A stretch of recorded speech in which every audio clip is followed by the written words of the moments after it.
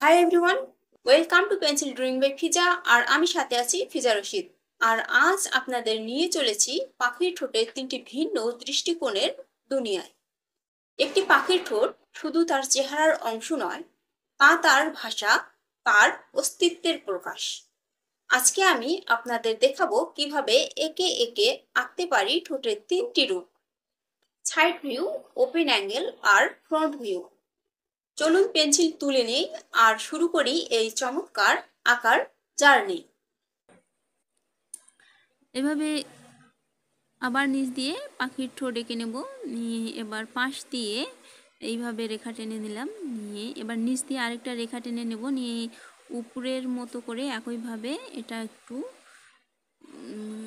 Deep করে নিলাম।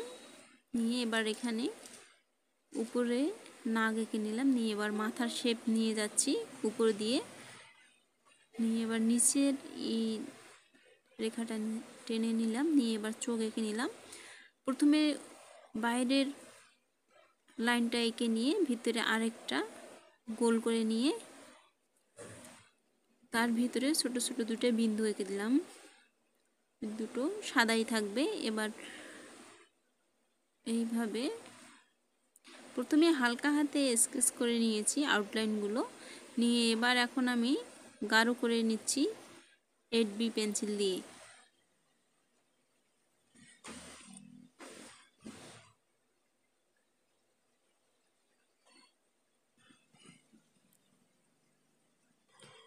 ছোট ছোট গোল দুটো রেখে আমি বাকিটা কালো করে নিচ্ছি, তাহলেই চোখটা দেখতে বাস্তবের মতো আর সুন্দর লাগবে। এই ভিডিওতে আমি দেখাচ্ছি কিভাবে ঠোঁট আর চোখ আঁকতে হয়, পাখির চোখ একদম বাস্তবের মতো করে।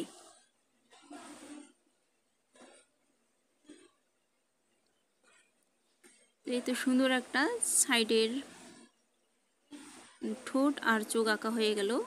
এই ভিডিওতে আমরা ঠোঁট আর চোখ দুটোই আঁকা শিখলাম।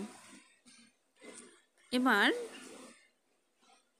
প্রথমে একটা রেখা টেনে নিয়ে একটু বাঁকা করে উপর দিকে আরেকটা রেখা টেনে নিয়েছি। নিয়ে নিচ দিয়ে আরেকটা রেখা নামিয়ে নিলাম। নিয়ে এবার এই তো এইভাবে নেব রেখা টেনে। নিয়ে এই ঠোঁটের মাঝখানে এখান থেকে আরেকটা নিয়ে এসে দেব। দিয়ে এবার নিচ দিয়ে চিকন একটু হবে, আবার এখান থেকে নেব এইভাবে। নিয়ে এই তো হয়ে গেল। এবার এখানে পাখির ঠোঁটের নাক এঁকে নেব।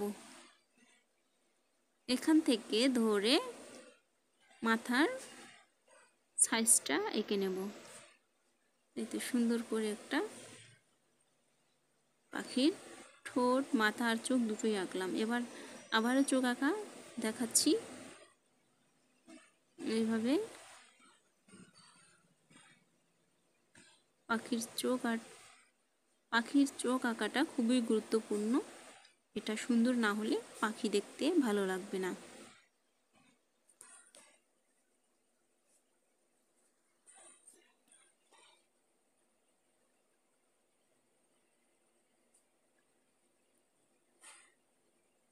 এবার আমি 8B পেন্সিল দিয়ে লাইনগুলো সুন্দর করে গাঢ় করে নিচ্ছি। প্রথমে আমি হালকা হাতে আউটলাইনগুলো এঁকে নিয়েছি। নিয়ে 8B পেন্সিল দিয়ে গাঢ় করে নিচ্ছি। আর ঠোঁটে আমি এইভাবে কিছু শেপ এঁকে দেবো, তাহলে দেখতে বাস্তবের মতো দেখা যাবে।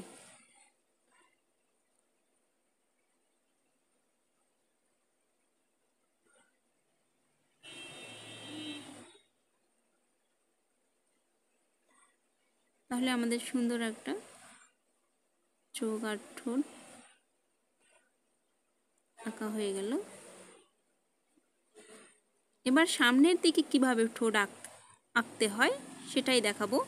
প্রথমে একটা এর মতো করে নিয়েছি। নিয়ে পাশ দিয়ে এইভাবে একটু বাঁকিয়ে নিয়েছি রেখা টেনে। নিয়ে দুই পাশেই নেব সমান করে। নিয়ে এবার নিচ দিয়ে আরেকটা রেখা টেনে নিলাম। নিয়ে এবার এখানে এইভাবে রেখাগুলো নামিয়ে নেব।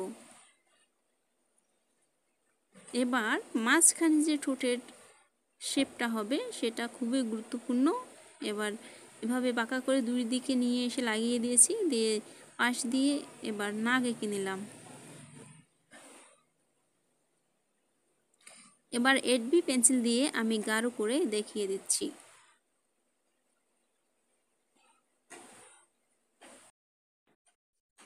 তো এইভাবেই সুন্দর করে এঁকে নিলেই আমাদের সামনে ঠোঁটটাও আঁকা শিখলাম।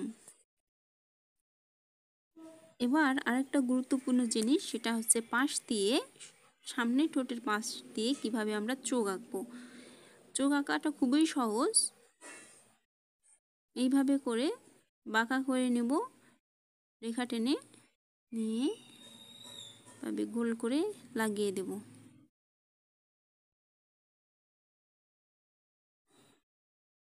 এভাবে করে পাশ দিয়ে রেখা নিয়ে সেখানে মিলাই দিলাম, তাহলেই আমাদের সুন্দর দুটো চোখ আঁকা হয়ে গেল।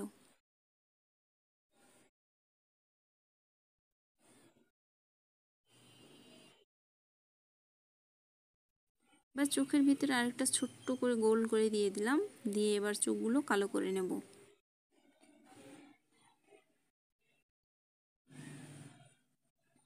তাহলে চোখ দুটো সুন্দর বাস্তবের মতো দেখতে আর সুন্দর লাগতেছে।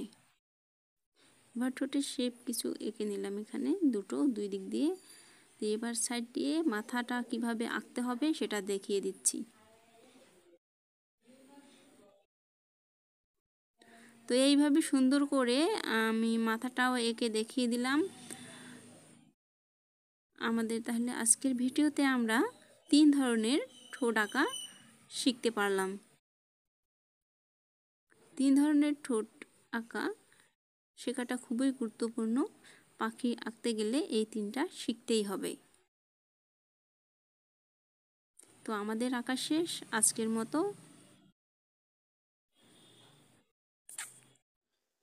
এই ছিল পাখির ঠোঁট আঁকার 3টি ধাপ, 3টি দৃষ্টিকোণ, 3টি গল্প। আঁকার সময় শুধু হাত নয়, মনকেও চালাতে হয়। আর আজকের ছবিগুলোতে সেই মনটাই কথা বলেছে। আপনাদের যদি ভালো লেগে থাকে তাহলে লাইক দিন, কমেন্টে জানিয়ে দিন কেমন লাগলো। আর পেন্সিলে আঁকার এই যাত্রার সঙ্গে থাকতে সাবস্ক্রাইব করুন পেন্সিল ড্রয়িং বাই ফিজা। আবার ফিরে আসবো নতুন ছবি, নতুন গল্প আর নতুন শেখার সঙ্গে। ততক্ষণ পর্যন্ত ভালো থাকুন, সৃষ্টি করুন।